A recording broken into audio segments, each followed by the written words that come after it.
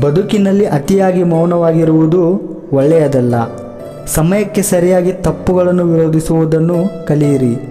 ದೇವರು ನಮ್ಮ ಜೊತೆಗಿಲ್ಲ, ನಮ್ಮ ಮನಸ್ಸಿನಲ್ಲಿಯೂ ಇಲ್ಲ, ಕೇವಲ ಆತ್ಮವಿಶ್ವಾಸದಲ್ಲಿ ಇರುತ್ತಾನೆ.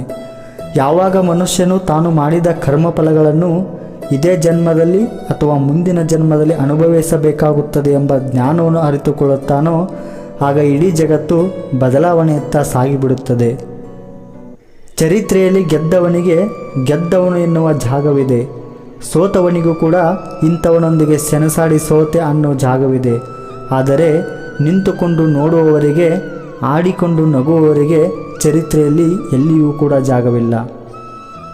ಕೋಪದಿಂದ ಮಾತನಾಡಿದರೆ ಗುಣವನ್ನು ಕಳೆದುಕೊಳ್ಳುತ್ತೀಯ, ಹೆಚ್ಚಾಗಿ ಮಾತನಾಡಿದರೆ ಶಾಂತಿಯನ್ನು ಕಳೆದುಕೊಳ್ಳುತ್ತೇವೆ.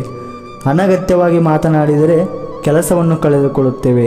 ಅಹಂಕಾರದಿಂದ ಮಾತನಾಡಿದರೆ ಪ್ರೀತಿಯನ್ನು ಕಳೆದುಕೊಳ್ಳುತ್ತೇವೆ. ಸುಳ್ಳು ಮಾತನಾಡಿದರೆ ಹೆಸರನ್ನು ಕಳೆದುಕೊಳ್ಳುತ್ತೇವೆ. ವೇಗವಾಗಿ ಮಾತನಾಡಿದರೆ ಅರ್ಥವನ್ನು ಕಳೆದುಕೊಳ್ಳುತ್ತೇವೆ. ಪ್ರೀತಿಯಿಂದ ಮಾತನಾಡಿದರೆ ಎಲ್ಲವನ್ನು ಗಳಿಸುತ್ತೇವೆ. ಬದುಕಿನಲ್ಲಿ ಏನೇ ನಡೆದರೂ ಒಳ್ಳೆಯದೇ. ಮುಂದೆ ಏನಾಗುವುದೋ ಅದೆಲ್ಲವೂ ಚೆನ್ನಾಗಿಯೇ ಇರುತ್ತದೆ. ಭವಿಷ್ಯದ ಬಗ್ಗೆ ಚಿಂತಿಸಬೇಡಿ, ವರ್ತಮಾನದಲ್ಲಿ ಜೀವಿಸಿ. ಒಂದು ಬಾರಿ ಅರ್ಜುನ ಶ್ರೀಕೃಷ್ಣನನ್ನು ಕೇಳುತ್ತಾನೆ, ಎಲ್ಲವೂ ಹಣೆಬರಹದಲ್ಲಿ ಬರೆದಿದ್ದರೆ ಪ್ರಯತ್ನಪಟ್ಟು ಫಲವೇನು ಎಂದು. ಆವಾಗ ಶ್ರೀಕೃಷ್ಣನು ಉತ್ತರಿಸುತ್ತಾನೆ, ಯಾರಿಗೆ ಗೊತ್ತು ಪ್ರಯತ್ನಪಟ್ಟರೆ ಸಿಗುತ್ತದೆ ಎಂದು ಹಣೆಬರಹದಲ್ಲಿ ಬರೆದಿದ್ದರೆ? ಪ್ರಯತ್ನಂ ಸರ್ವಸಿದ್ಧಿ ಸಾಧನಂ. ಒಮ್ಮೆ ನಾರದರು ಶ್ರೀಕೃಷ್ಣನನ್ನು ಕೇಳಿದರಂತೆ, ಈ ಪ್ರಪಂಚದಲ್ಲಿ ಎಲ್ಲರೂ ದುಃಖಿಗಳಾಗಿದ್ದಾರೆ ಏಕೆ ಎಂದು.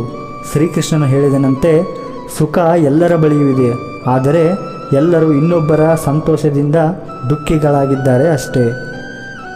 ನೆಮ್ಮದಿ ಯಾವುದೇ ವಸ್ತು ಹಣದಲ್ಲಿ ಇರುವುದಿಲ್ಲ, ನಮ್ಮ ಆಲೋಚನೆ ಮತ್ತು ಮನಸ್ಸಿನಲ್ಲಿ ಇರುತ್ತದೆ. ಕಷ್ಟಪಡದೆ ಸಿಕ್ಕ ಫಲ ಎಂದಿಗೂ ಸುಖವನ್ನು ಕೊಡುವುದಿಲ್ಲ. ಸುಖವನ್ನು ಕಷ್ಟಪಡುವುದರಲ್ಲಿ ಹುಡುಕಿ.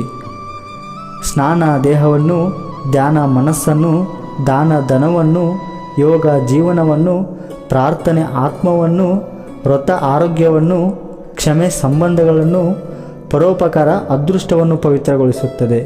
ಕೇವಲ ದೇವರನ್ನು ಪೂಜಿಸಿರುವುದರಿಂದ ಪುಣ್ಯ ಬರುವುದಿಲ್ಲ. ಉತ್ತಮ ಬುದ್ಧಿ, ಉತ್ತಮ ಯೋಚನೆ, ಉತ್ತಮ ಕೆಲಸ, ಉತ್ತಮ ಮಾತು, ಉತ್ತಮ ವರ್ತನೆ, ಕರುಣೆ, ಅಹಿಂಸೆಯಿಂದ ಪುಣ್ಯ ಬರುತ್ತದೆ. ಮುಂಬರುವ ಜನ್ಮಕ್ಕೆ ಈ ಜನ್ಮವೇ ಬುನಾದಿಯಾಗಿರುವುದು ನಿಜ.